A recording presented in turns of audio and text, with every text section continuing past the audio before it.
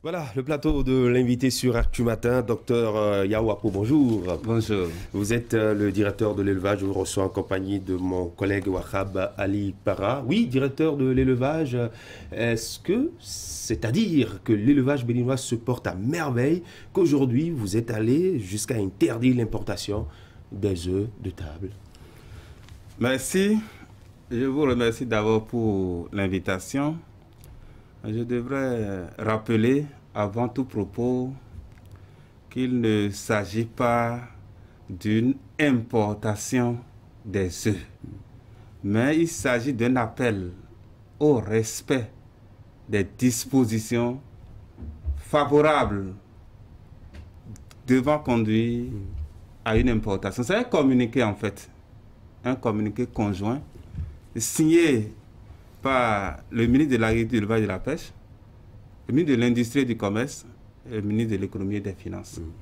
Et ce communiqué invite expressément les importateurs et les commerçants d'œufs à se conformer aux dispositions de l'arrêté qui interdit de façon temporaire l'importation non seulement des œufs, des poussins d'un jour, mais également tout ce qui a comme produit à base de volaille.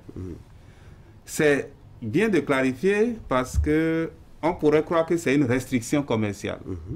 Le Bénin, étant signataire de plusieurs accords, notamment ceux de l'OMC, ne saurait faire des restrictions. Mais ce que nous demandons ici, c'est que les opérateurs qui souhaiteraient s'adonner à cette activité puissent se conformer aux dispositions réglementaires en la matière. D'accord, vous parlez d'interdiction de façon temporaire, vous nous avez rappelé que c'est un arrêté, mais l'arrêté date de 2005, monsieur le directeur. Oui. Une interdiction temporaire qui dure dans le temps? En réalité, ça dure simplement parce que au moment où l'arrêté était pris, il y avait des foyers de grippe aviaire. Et l'idée, c'est que la grippe disparaissait dans les mois qui allaient suivre. Malheureusement, la grippe aviaire est devenue endémique dans la zone. Or, il n'est pas permis à un État de dire « j'interdis » sans une raison qui soit fondamentalement acceptée. Et c'est pour ça, tant qu'il y aura des foyers de grippe aviaire, il n'est pas autorisé que nous importions donc de ces pays-là. Ce qui est rappelé ici, c'est quoi? C'est qu'aujourd'hui, nous voyons circuler sur nos marchés des œufs qui n'ont reçu aucune autorisation d'importation. Ça passe par où? C'est ça la grande question. Les œufs qui inondent nos marchés à des prix très abordables. Et défiant toute concurrence. Toute concurrence. Ce qui fait que les gens se ruent sur ces œufs au détriment de la production locale. Il faut rappeler aujourd'hui que nous avons un programme national de développement de la filière œufs de table avec des investissements à la base, le renforcement des couvoirs pour la production de poussins d'un jour pour que les œufs soient disponibles. Déjà, le taux de couverture tourne autour de 80%.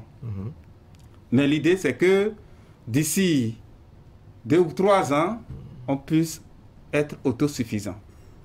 Mais vous êtes d'avis que si nous devons continuer à assister à cette importation frauduleuse de façon constante et continue, tout ceci pourrait annihiler les efforts qui sont consentis. Alors, monsieur le directeur, cette inquiétude que vous partagez avec nous, quels sont les risques concrètement, quels sont les risques que les populations courent si on devrait continuer avec l'importation des œufs de table?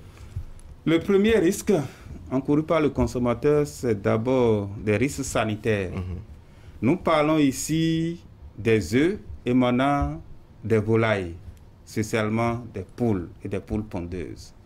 Or, nous savons que ces animaux développent l'influenza aviaire hautement pathogène que nous appelons grippe aviaire.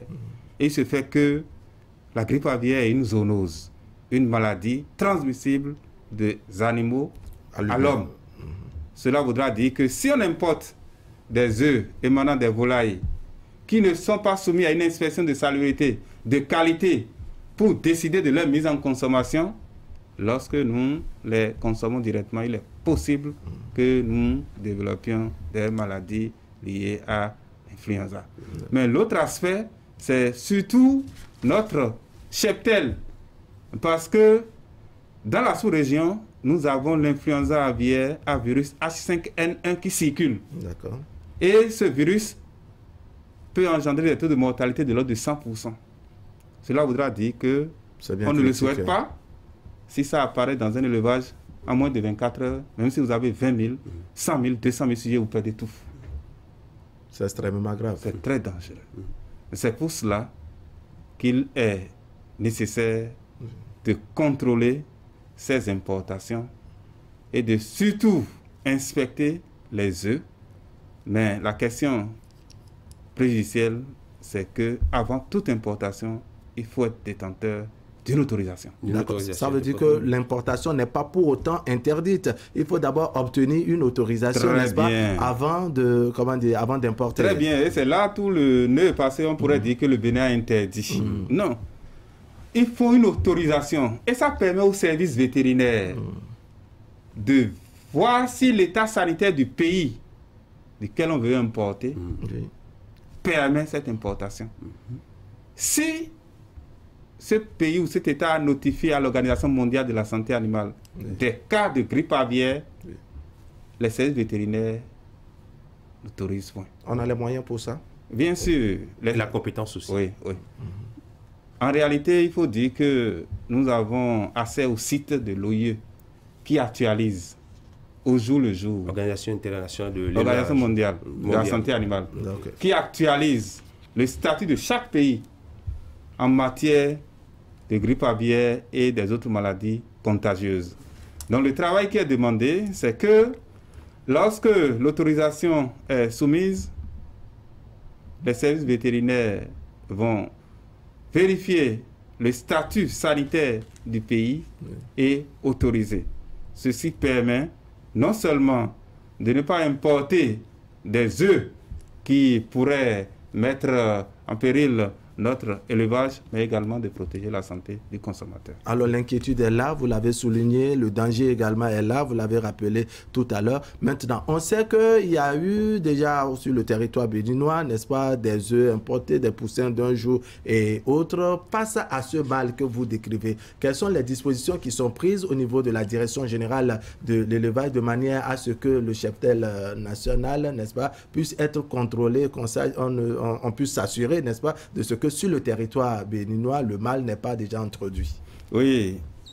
La première des choses, c'est que les mesures sont prises non seulement au niveau des frontières, mais également au niveau du territoire, de toute l'étendue du territoire national. Si vous voyez très bien, le communiqué est conjoint. Il y a 3 ministres signataires.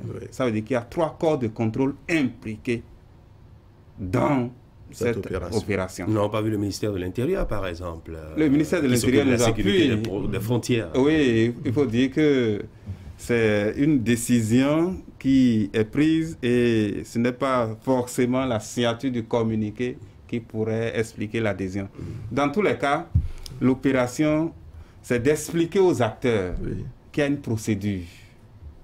Et là, pour répondre à votre question, aujourd'hui, nous avons la chance d'avoir des corps de contrôle à tous les niveaux, au niveau département, mais également au niveau des frontières. D'accord. Est-ce que le travail de ces corps de contrôle a déjà démarré pour qu'on puisse s'assurer si oui ou non, sur le territoire national, nous avons la grippe aviaire? Il n'y a pas la grippe aviaire aujourd'hui, simplement parce que, tel que je l'ai expliqué, c'est une maladie tellement meurtrière qu'on ne saurait cacher. Lorsque vous avez la grippe aviaire dans un élevage, en moins de 24 heures, vous perdez tout. Donc, même si vous ne voulez pas le dire, le promoteur même va le dire. Ce qui fait qu'aujourd'hui, nous n'avons pas la grippe. Mais nous n'allons pas attendre d'avoir des cas de grippe aviaire. Il faut prévenir. Il faut prévenir. Et d'ailleurs, c'est pour ça que nous disons qu'il est nécessaire de se conformer aux dispositions de l'arrêté 2005. Cet arrêté, je l'ai expressément parce que il faut rappeler qu'aujourd'hui, c'est les œufs. Mais ça interdit également les poussins d'un jour. Et tout ce qu'il y a comme produit congelé provenant des pays infectés. Il faut mettre l'accent sur le fait que, en interdisant, c'est par rapport au statut de la grippe aviaire ou pas. Donc le Bénin ne dit pas, je ne veux pas les œufs. Mais il faut soumettre d'abord un dossier qui montre que le pays destination n'est pas infecté pour protéger notre cheptel. Et comme je l'ai déjà dit, il y a des efforts qui sont faits pour booster la filière au plan national. Et les pertes économiques qui sont certaines, actuellement c'est la mévente qui est sur le marché. À cause de la concurrence. À cause de la concurrence qui est déloyale. En raison des montants plutôt faibles au niveau de l'importation plutôt que de la production locale. Donc surtout. Moi je pense que s'il y a un message, c'est inviter les acteurs à se conformer aux dispositions. Simplement. Vous voulez parler là des importateurs? Des importateurs et surtout des commerçants.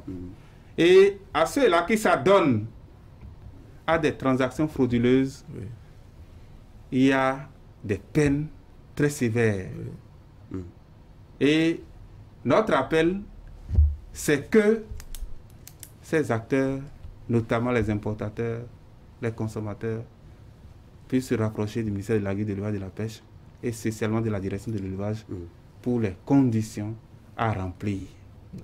En tout état de cause, je crois que les différents codes de contrôle ont été instruits par les différents ministres signataires pour veiller et appliquer strictement les dispositions réglementaires en vigueur. D'accord. Si, Christian, très rapidement, si tout cela est respecté, le communiqué est quelque peu récent, la mesure sera respectée sans doute. Sur le territoire national, que fait la Direction générale de l'élevage, n'est-ce pas, peut-être en termes d'accompagnement pour les producteurs locaux, de manière à ce que la production soit abondante et pour répondre donc à l'attente des clients? Oui. Il faut dire que ça, c'est une bonne question par rapport à tout ce qui est fait avec l'interprofession de l'aviculture. Et aujourd'hui, le Bénin est engagé dans une révolution avicole, si on peut le dire, parce que le gouvernement a décidé de subventionner des poussins d'un jour, de mettre l'aliment volaille à disposition des acteurs et des intrants, surtout les médicaments et tout ce qu'il y a comme vaccin à disposition à coût réduit pour que les acteurs puissent booster leur production. Au-delà de tout cela, il faut dire qu'il y a des renforcements de capacités en termes de biosécurité pour permettre aux acteurs de produire dans les normes. Et il est prévu également